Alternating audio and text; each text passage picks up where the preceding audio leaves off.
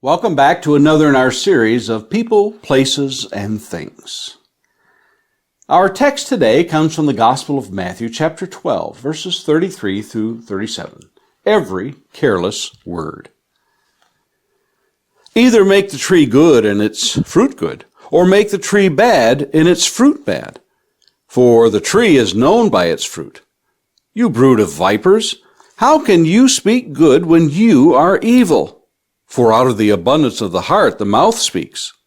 The good person out of his good treasure brings forth good, and the evil person out of his evil treasure brings forth evil. I tell you, on the day of judgment, people will give account for every careless word they speak. For by your words you will be justified, and by your words you will be condemned.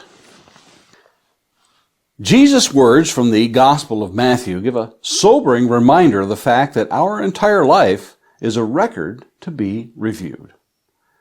And I say to you that every careless word that men shall speak, they shall render account for it in the day of judgment.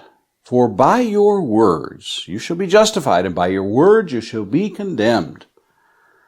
Knowing this ought to convince us to be people of fewer words rather than many. Remember the words of Solomon. Even a fool, when he keeps silent, is considered wise. When he closes his lips, he is considered prudent. Proverbs 17:28. Solomon also said, by the inspiration of the Holy Spirit, that there is a time to be silent and a time to speak. Ecclesiastes 3:7. To think that we must be silent all the time would not be wise. There are times we must stand up and speak. Jesus' words about being judged by our words should make us aware of our speech, but not to silence us. If there is a time to be silent, then surely there is a time to speak. But when? Jeremiah told of a time that he held in what he knew should be spoken. Jeremiah 20, verse 9.